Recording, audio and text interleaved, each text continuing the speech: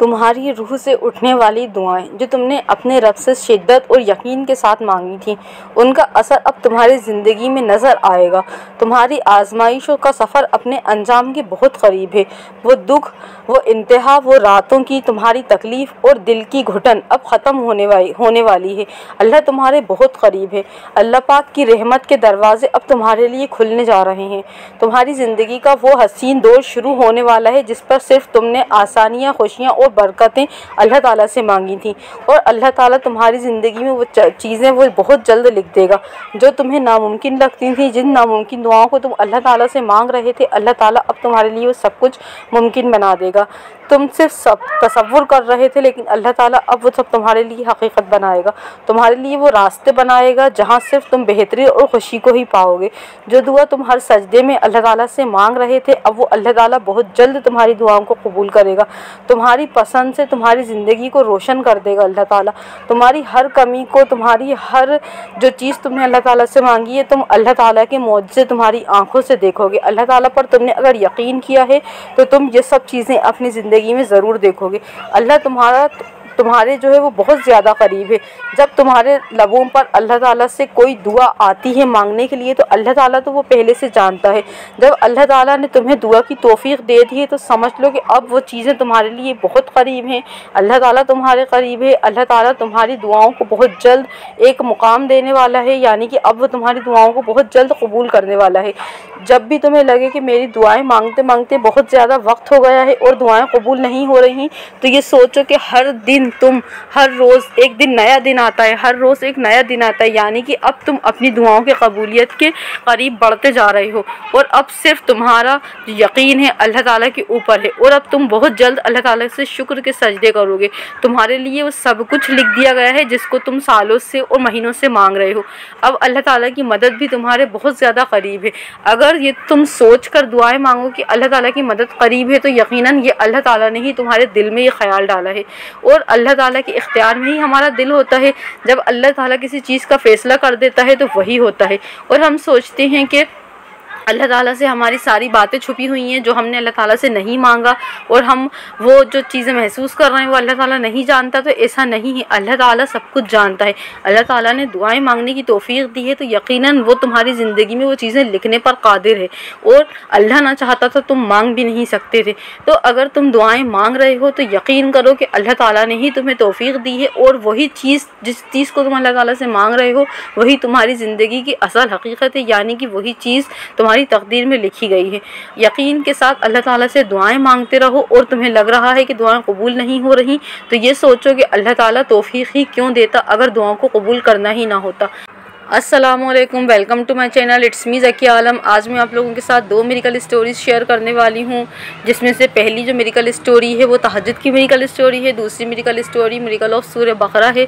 तो miracle story जो है फर्स्ट मैं आपको पढ़कर सुनाती हूँ, जिसमें इन्होंने लिखा है, मैंने एक दिन पहले तहज्जुद में दुआ की थी कि अल्लाह ताला मुझे उन लोगों से दूर रखे जिनके दिलों में मेरे लिए हसद है, जो जलन रखते हैं। तो कल अल्लाह ने मुझे ऐसा मुआज़ा दिखाया कि मेरे कुछ करीबी रिश्तेदार जिन पर मैं सबसे ज़्यादा भरोसा करता था, इनकी हकीकत मेरे सामने आ गई। मैं अल्लाह का शुक्र अदा करता हूँ कि इसने मुझ पर करम किया और हकीकत दिखा दी। जब मुझे ये हकीकत मालूम हुई तो मैंने उनकी चालाकी को देखकर हैरान रह गया कि कोई ऐसा भी कर सकता है, या कोई इतना ज़्यादा चालाक हो सकता है।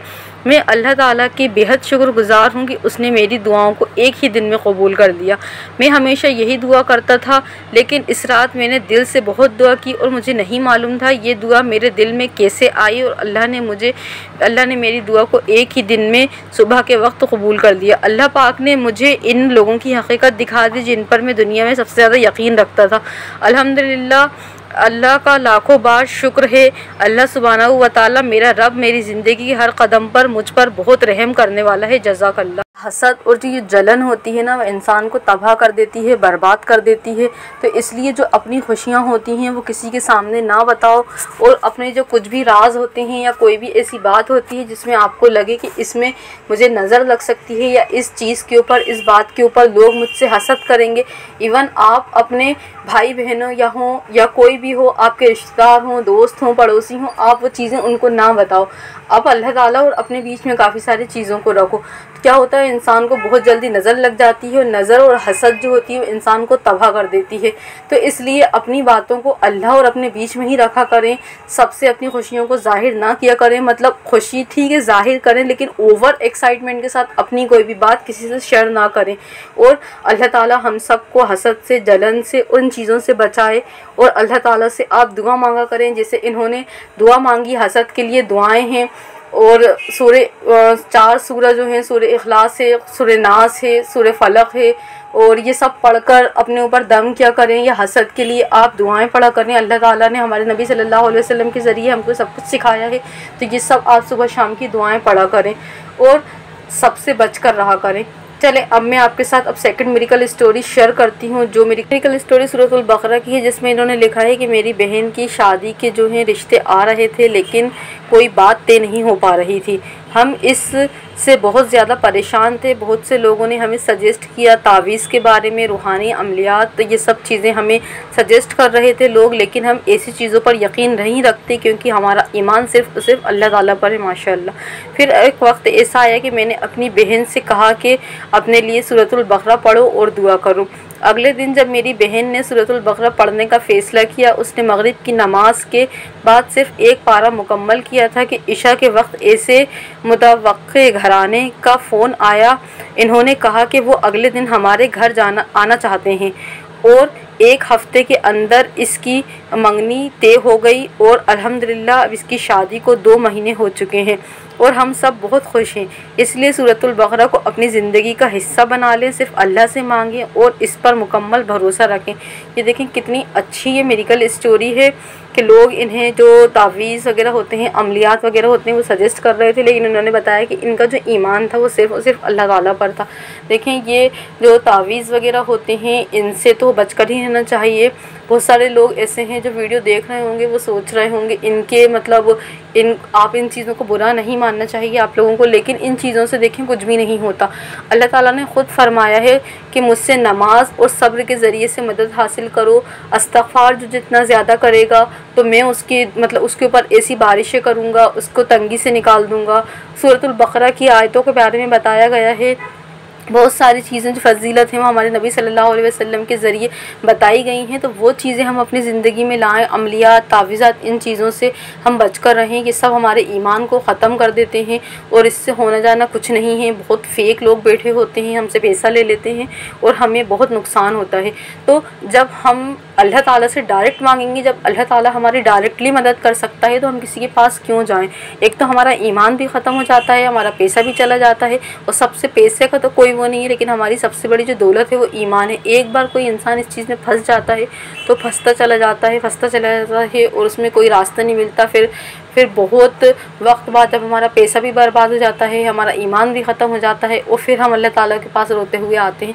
तो पहले ही अल्लाह ताला से दुआएं मांगें, अल्लाह ताला से ही मदद मांगें। सहाबियात जैसे मदद मांगती थीं, सहाबा मदद मांगते थे, हमारे नबियों ने जैसे अल्लाह ताला से मदद मांगी। हम कुरान को जब मुकम्मल तौर पर तफसीर के साथ पढ़ेंगे, तर्जुमे के साथ पढ़ेंगे, तो हमें पता चलेगा कि कहीं भी कुरान में एक भी ज़िक्र नहीं है तावीज़ का। किसी नबी ने तावीज़ के ज़रिए से दुआएं मांगी, किसी अमल के ज़रिए दुआएं मांगी, कोई आमिल उनकी दुआओं को कबूल करवा रहा था, ऐसा नहीं है। उनका बताया गया है हमेशा कुरान के अंदर। आप पूरी तफसीर जब पढ़ेंगे आपको यही सीखने को मिलेगा कि आँख के अंदर इब्राहीम अलैहिस्सलाम ने डायरेक्ट अल्लाह ताला से मदद मांगी, फरिश्ते मदद करने आए, लेकिन उनका यकीन अल्लाह ताला के ऊपर था।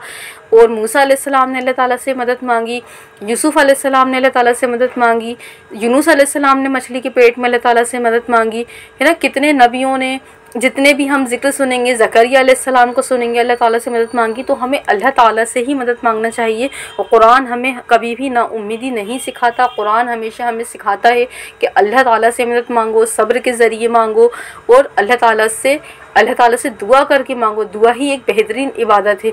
तो जितनी भी दुआएं करें अल्लाह ताला से करें और अपनी दुआओं में फ़िलिस्तीन को ज़रूर याद रखें।